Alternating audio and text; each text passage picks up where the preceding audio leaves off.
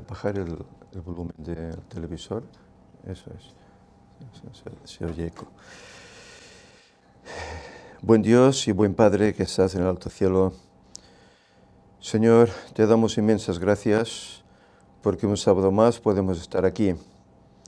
Y hoy pues tenemos también visitas con nosotros que deseamos que sean constantes, que puedan estar aquí cada sábado. Hemos tenido un estudio interesante de la escuela sabática, un estudio que sin duda alguna tiene que ayudarnos en nuestra vida espiritual. Y también, Señor, hemos tenido estos testimonios, sobre todo el testimonio de África, como tu Señor la has bendecido, le has dado fe, constancia, para que ella quiera ser fiel en este tu cuarto mandamiento, la observancia de tu día de santo, el sábado. Señor, sabemos que si somos fieles, a pesar de las muchas dificultades que nos parezcan infranqueables, tú estás ahí para en un momento girar todo. Ayuda, Señor, para que tengamos esa confianza, que creemos en un gran Dios que nos ama, que nos cuidas a diario y que quieres lo mejor para nosotros.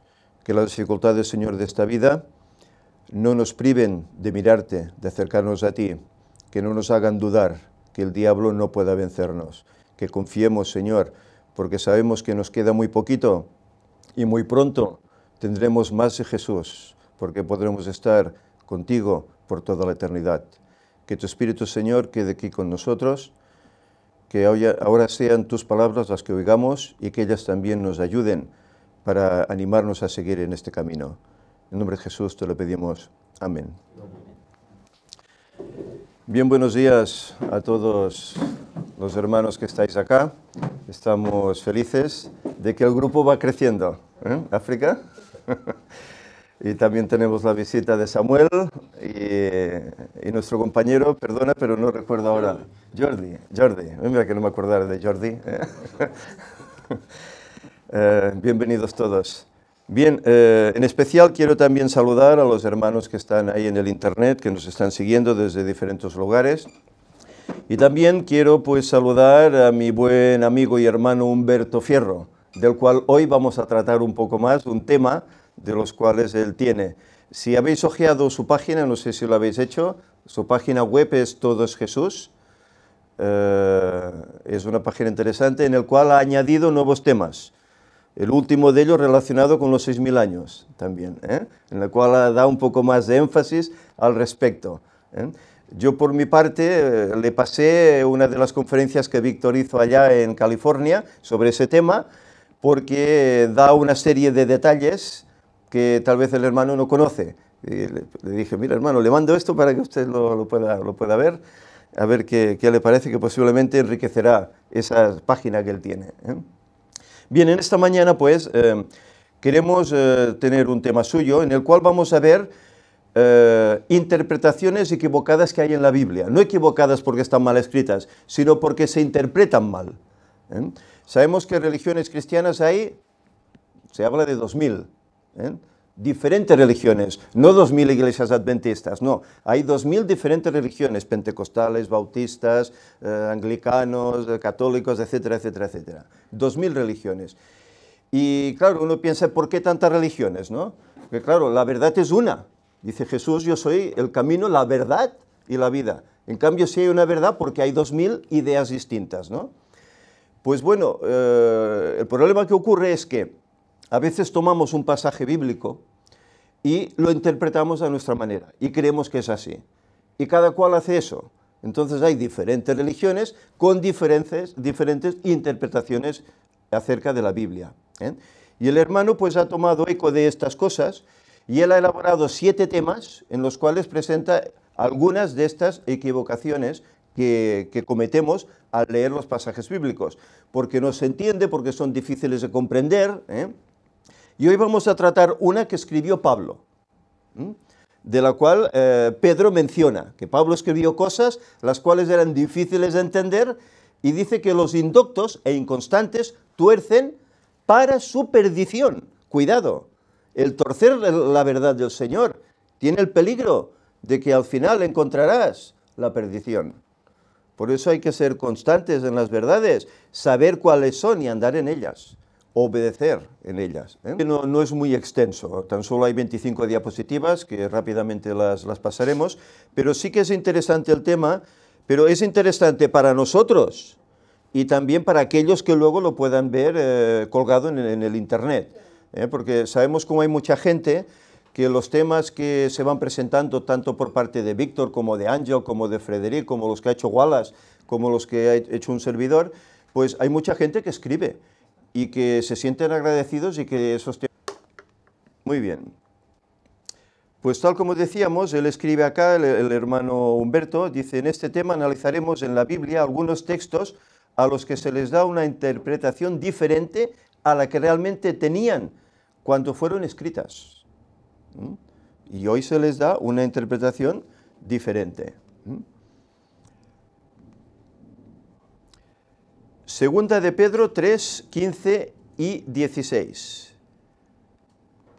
Dice lo siguiente, el apóstol Pedro, refiriéndose a esto, a estas interpretaciones erróneas, dice, nuestro hermano Pablo os escribió según la sabiduría que le ha sido dada. Ellas contienen algunos puntos difíciles de entender, que los indoctos e inconstantes tuercen, como también las otras escrituras, para perdición de sí mismos.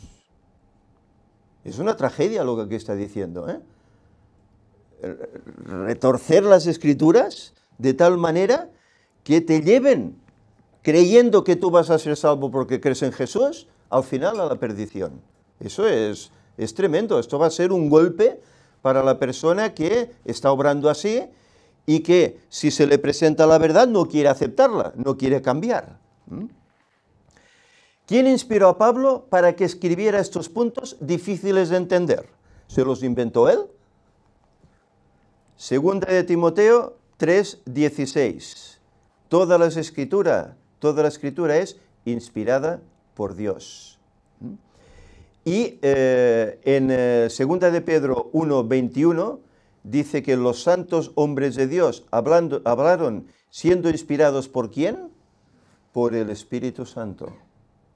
Es decir, que la Biblia la compone Génesis capítulo 1, versículo 1, hasta Apocalipsis capítulo 22, último versículo, que ahora no recuerdo cuál es, pero hasta ahí.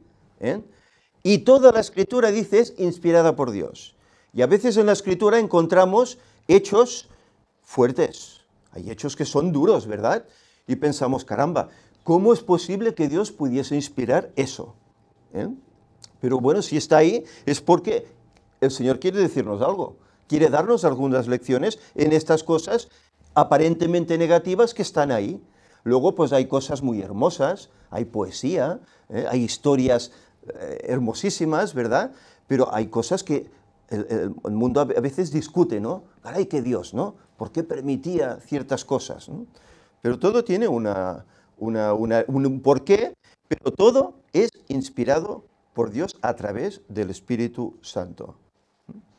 La misma Escritura nos dice que escribieron inspirados por Dios y hablaron inspirados por el mismo Espíritu Santo.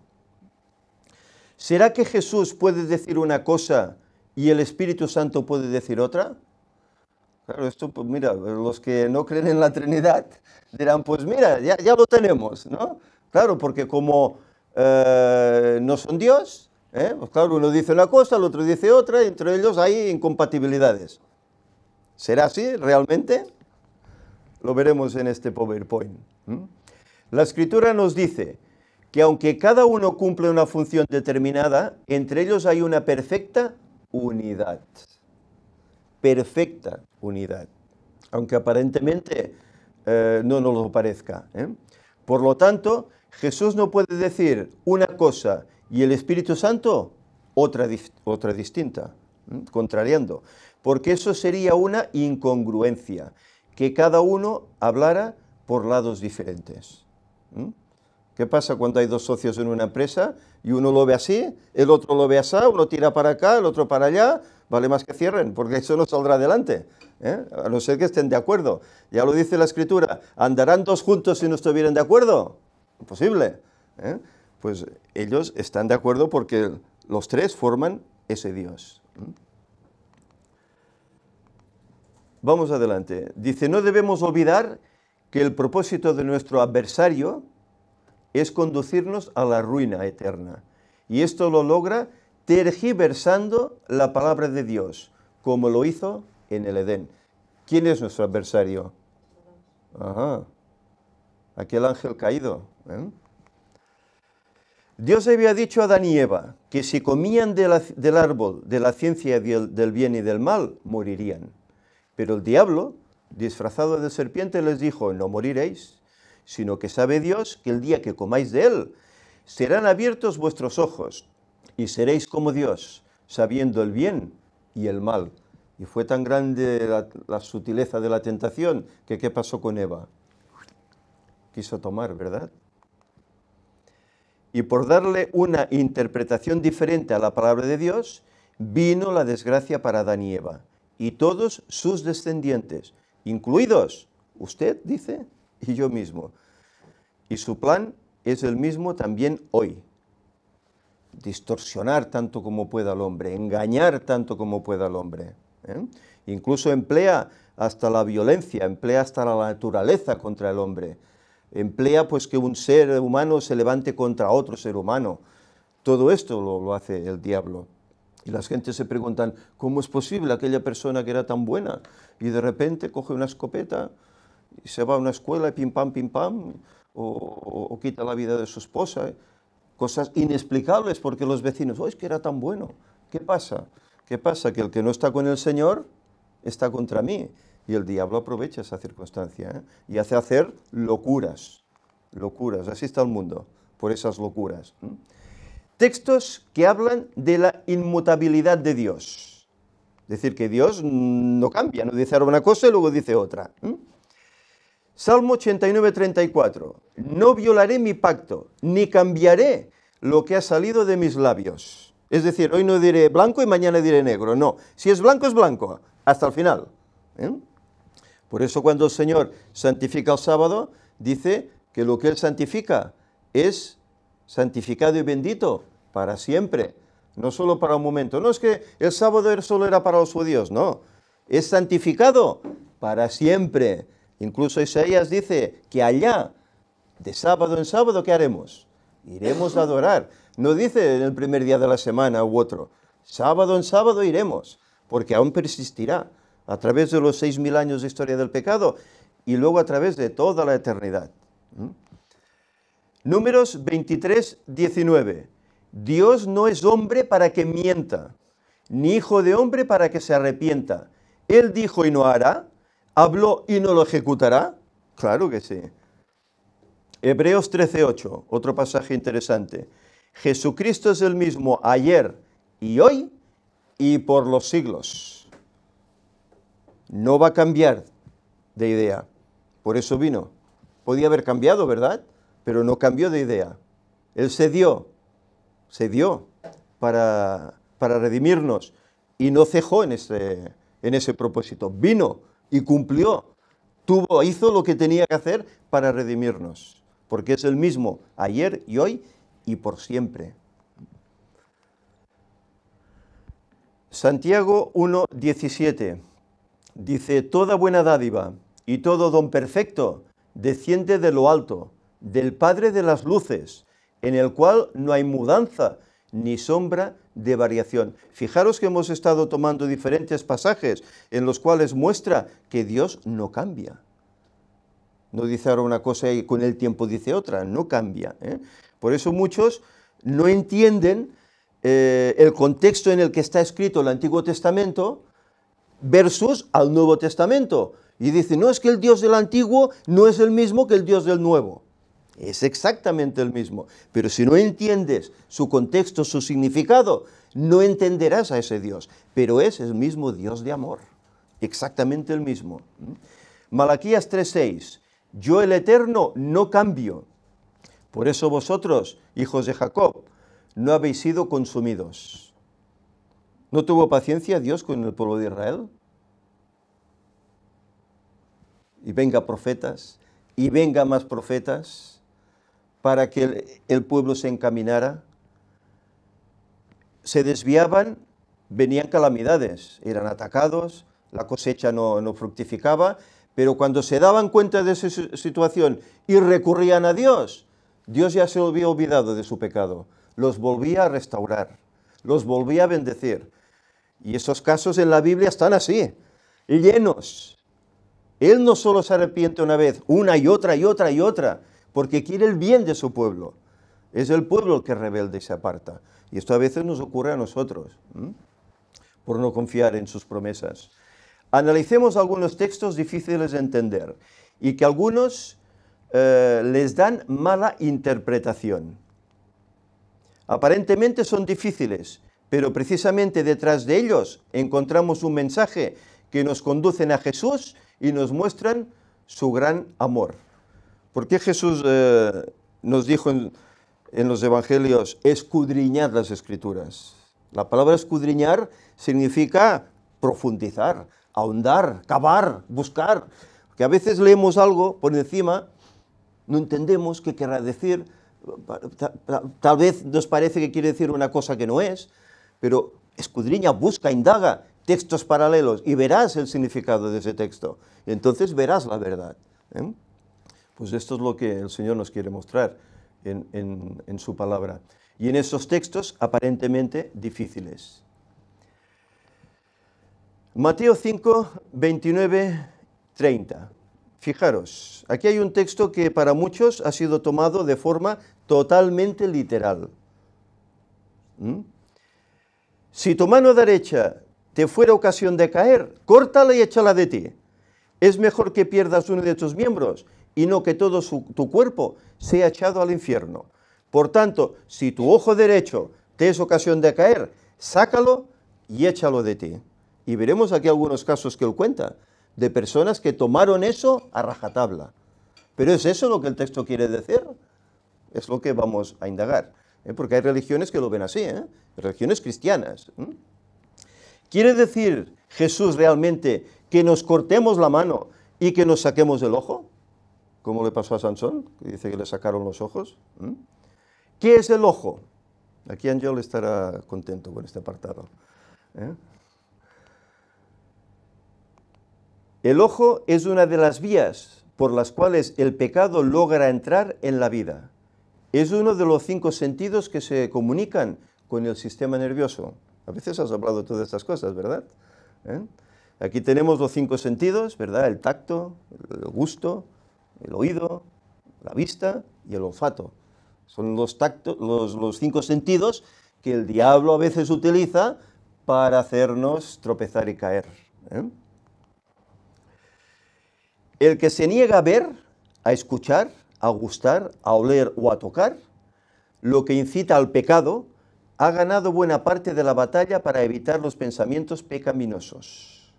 El que se niega a ver, a oír a veces según qué conversaciones, a ver pues a veces, no sé, según qué revistas, según qué programas, a gustar según qué alimentos, que la Biblia dice que no son adecuados, etcétera, etcétera. El que hace estas cosas, cuidado, porque se está apartando y está entrando en los caminos del pecado. Hay que controlar el uso de los 5 sentidos. Pero para controlar esto, ¿qué hace falta? Una relación íntima con Dios, para que nos ayude. Porque por nosotros no podremos, no podremos. El que inmediatamente desecha los malos pensamientos cuando fugazmente pasan como un relámpago en su conciencia, evita así la formación de una manera de pensar que se hace hábito y que condiciona la mente para cuando se presenta la oportunidad. Es decir, malos pensamientos los podemos tener todos, porque el cerebro está ahí, el cerebro está abierto, ¿verdad? Y es un constante pensar, pensar, pensar. A veces estás leyendo y estás pensando, y no te enteras de lo que estás leyendo, porque estás pensando. El diablo sabe estas cosas, ¿verdad? Y a veces nos pone esos pensamientos negativos, pero dice que el que rechaza el mal pensamiento, pues ese no caerá. Pero el que no rechaza ese mal pensamiento está creando un hábito de pecar tras pecar y volver a pecar, porque no ha rechazado ese mal pensamiento. En nosotros está, y aquí se muestra pues ese pajarito que, bueno, puede volar por encima de nuestra cabeza, pero no podemos permitir que anide, que haga un nido aquí y viva en ella, ¿eh? Pues eso es el pensamiento. Podemos tenerlo porque la mente es así, ¿verdad? Pero podemos rechazarlo al momento para no darle más protagonismo, ¿verdad? ¿Qué ejemplo encontramos en el mismo Jesús? Y este es el modelo al cual tenemos que mirar. Hebreos 4:15 dice: Jesús fue tentado en todo según nuestra semejanza, pero sin pecado, porque Él nunca pecó. Cristo vivió una vida sin pecado, porque no había en Él nada que respondiera a los sofismas de Satanás. Cuando el diablo lo tentaba, y vemos las 3 tentaciones que Él tiene antes de comenzar su ministerio, como Él desvía esa atención, ¿a qué? A un escrito está, ¿verdad? Desvía esa tentación para que no sea real en Él. Cristo destaca que el carácter se determina no tanto por los actos visibles como por los sentimientos que motivan esos actos. Lo externo meramente refleja e incrementa los sentimientos.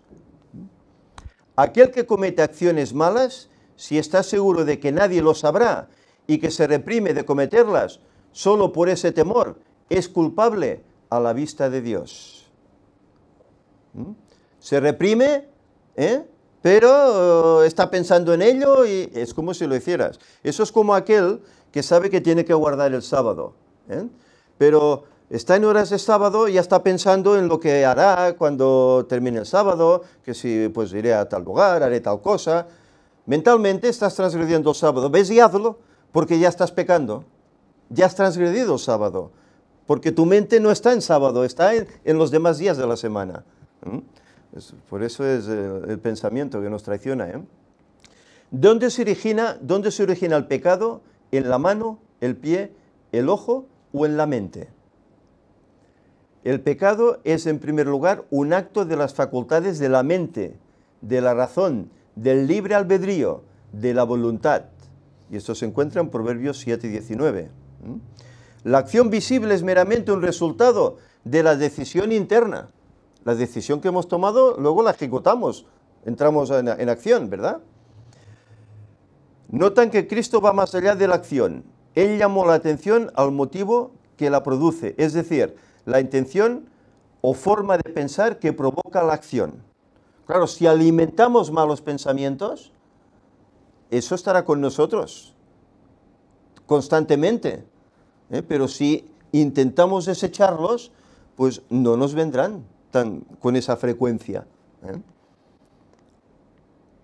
Mateo 5:27. Dice aquí Jesús: oísteis que fue dicho, no cometerás adulterio. La acción visible. Versículo 28 dice: pero yo os digo, el que mira a una mujer para codiciarla, ¿qué pasa con él? Ya adulteró con ella en su corazón. O sea, en su mente, ya se realizó el pecado, lo cual es invisible. Es decir, tú ves una mujer, que, ay, qué bien que está, ya estás, la mente se va, ¿verdad? Bueno, en el mismo caso puede ser una mujer con un hombre, ¿verdad? La mente ya vuela, pues dice que el que piensa así, ya ha cometido el pecado, ya ha caído. Los fariseos, ¿qué veían? La letra. Ellos veían la letra, no hay que cometer adulterio, ¿no? Pero codiciaban a aquellas mujeres que tenían. Pues Jesús les estaba diciendo: ya estáis pecando, hipócritas, ya estáis cayendo en el pecado. No es que la letra, no, la letra es el sentido que hay que darle a la letra, es lo que Jesús enseñó. Jesús no se refiere a que te cortes la mano y la eches de ti, o que te saques el ojo derecho, sino a que deseches ese pensamiento de la mente, porque él te lleva al pecado. Eso es la acción de cortar. No es cortar físicamente mi mano, como hacen en el Islam, ¿no? Cuando alguien roba en el Islam, oye, la mano fuera, ¿verdad? No, y esto se basa todo en estos hechos, ¿no? No. Dice que lo que hay que cortar es el pensamiento que te incita o te puede incitar a cometer luego ese pecado. Eso es lo que hay que sanar, lo que hay que remediar. Si esto fuera físico, ciertamente que el mundo estaría lleno de mancos y de tuertos. lo que nos dice él. Porque quien más, quien menos en un momento dado ha pasado por ahí. Por eso dice, el mundo estaría lleno de mancos y de tuertos. Un ejemplo de lo que significa cortar y échala de ti. Hebreos 11, 24 al 25. Dice, por la fe Moisés, hecho ya grande, rehusó ser llamado hijo de la hija de Faraón y eligió antes ser maltratado con el pueblo de Dios que gozar de los deleites temporales del pecado. ¿Os imagináis esa escena? 40 años viviendo en palacio. 40 años preparándose para ser el futuro faraón de Egipto. Pero sabiendo quién es, de dónde viene, decide de rechazar eso para vivir el vituperio junto a su pueblo. ¿Qué fe hay que tener cuando tienes todo el mundo en tus manos? Porque entonces Egipto era la potencia, la primera potencia mundial, por así decir. ¿Qué fe hay que tener para decir, no quiero estas cosas que son eventuales, porque esto pasará, yo envejeceré, yo moriré y esto se quedará aquí, habrá sido un deleite temporal, y me habré perdido toda esa eternidad junto a mi Salvador? Eso fue lo que movía a Moisés. Por eso Hebreos habla de por la fe Moisés, prefirió dejar eso y seguir los vituperios de Cristo. ¿Qué fe hay que tener? Con razón, cuando se le llama el hombre más manso que ha existido, tiene su fundamento, ¿verdad? Hay una fotografía de los hebreos trabajando como esclavos en Egipto. Pues él prefirió ser esclavo antes que ser señor. Como Moisés cortó esa relación tan íntima con la familia real egipcia y eligió unirse al pueblo de Dios, de la misma manera Jesús nos exige cortar con el pecado y elegir entrar en una íntima relación con Él. Con Jesús todo se puede, pero sin Jesús, aunque nos creamos súper fuertes, vamos a caer. Vamos a caer. La más mínima tontería nos hará caer. Que el diablo nos conoce mucho mejor que nosotros a nosotros mismos. Para Moisés no había nada en esta vida digno de la perdición o de la perdida, no sé cómo leerlo esto. Para Moisés no había nada en esta vida digno de la pérdida de la salvación, de la pérdida, es que falta el acento, de la pérdida de la salvación. Es una palabra esdrújula, ¿no? ¿Qué es lo que más nos separa de Dios, el cuerpo físico o el pecado? Isaías 59. Y este texto es interesante. El poder del Señor no ha disminuido como para no poder salvar, ni Él se ha vuelto tan sordo como para no poder oír. Pero las maldades cometidas por nosotros han levantado una barrera entre nosotros y Dios. Sus pecados han hecho que Él se cubra la cara y que no nos quiera oír. Entonces la barrera, ¿quién la levanta? ¿Quién levanta ese precipicio, ese abismo entre nosotros y Dios? El pecado. Recordemos, Dios no soporta el pecado. Para Él es un intruso que nunca tenía que haber estado ahí. Y por eso... Aparentemente, sí, aparentemente disfrutas, pero luego se pasará factura, ¿eh? El pecado es algo que, bueno, solo tenemos que echar la vista, ¿no?, al mundo, cómo está todo, ¿verdad? Y a la historia a través de estos 6000 años, cómo ha ido transcurriendo todo a causa del pecado. Incluso la historia escrita en el mismo pueblo de Israel, ¿no? Cómo, a pesar de tantos profetas, de tantos buenos reyes que el Señor les puso para que les guiaran, siempre se apartaban. Y vengan, idolatría a Baal, a Moloch, a quemar los hijos en fuego, a adulterar, a hacer 1001 cosas. Y mira que el Señor los avisaba, pero Él siempre ha tenido esa paciencia con nosotros. Y Él quiere que ese pecado termine, que no sea para una barrera para nuestra relación nosotros con Él. Aquí tenemos una ilustración, la barrera que hace, el abismo que hace el pecado. El pecado, por su naturaleza, separa a las personas de Dios. trae como su castigo condenación eterna. Es el resultado. Por tanto, el punto de Jesús es que cualquier cosa que nos separe de Dios y nuestra esperanza de vida eterna no es digna de lo que nos cuesta. Es decir, que hay que rechazarla, hay que rechazarla. Y si no podemos solos, porque no podremos, por mucho que nos pensemos, hay que acudir a Él y orar y estudiar su palabra y aferrarnos a ella. Por tanto, cualquier cosa que te impida hacer la voluntad de Dios, debes desecharla por completo. De lo contrario, te perderás. No, es que bueno, un poquito no pasa nada, ¿no? No, es que esta tentación es pequeñita, ¿no? El Señor mira las cosas pequeñas también, ¿eh? Y Él dice que el que es fiel en lo poquito, en lo más, también lo será. Pero si no eres fiel en lo poquito, cuando venga la dificultad grande, lo serás menos. Él nos conoce muy bien.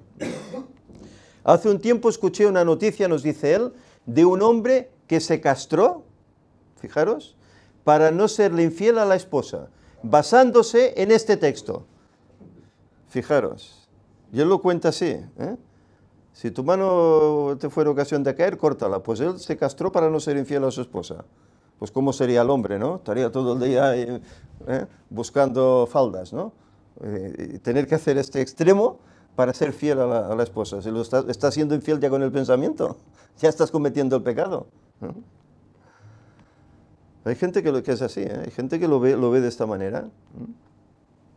En palabras del profeta Isaías, lo que debemos cortar y arrancar de nosotros es el pecado que nos impide entrar a la vida eterna. Pero surge una pregunta. Y no me cambia.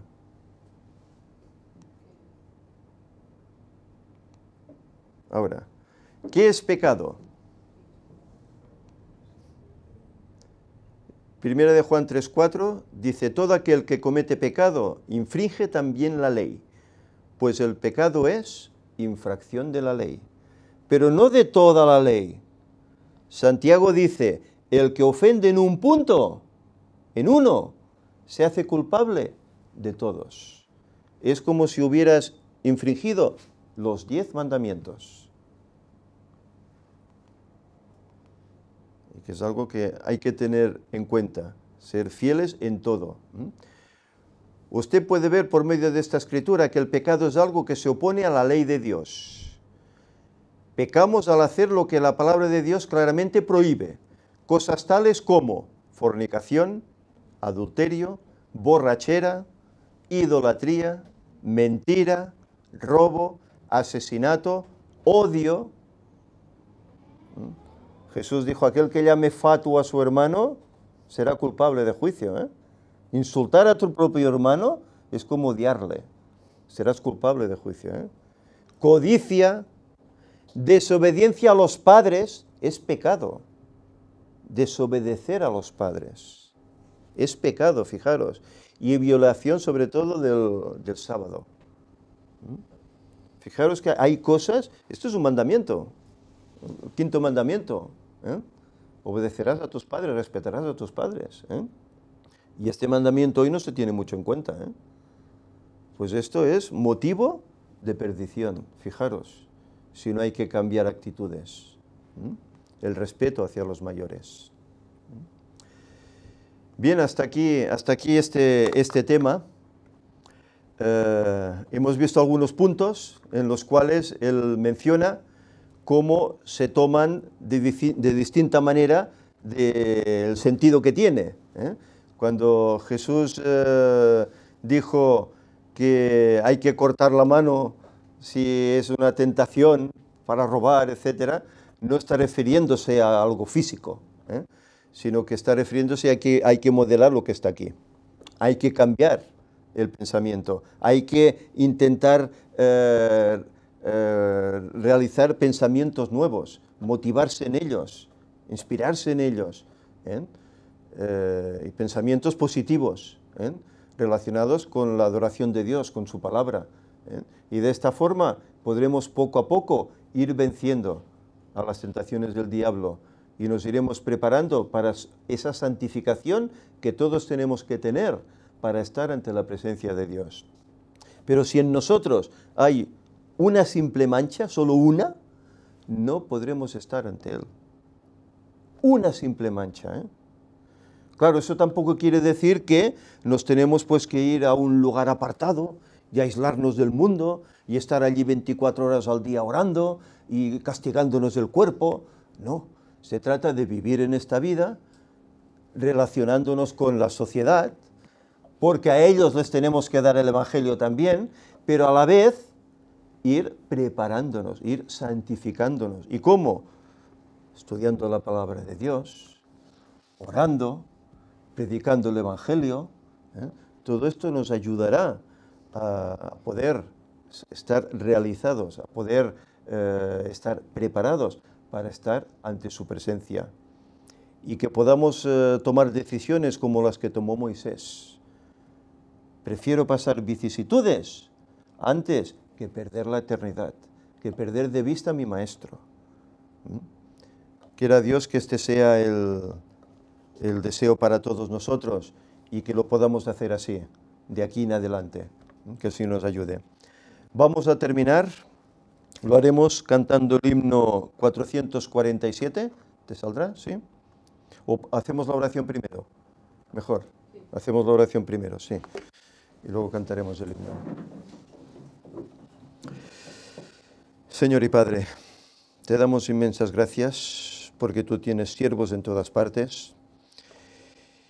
Y sin duda alguna el hermano Humberto Fierro es uno de tus siervos.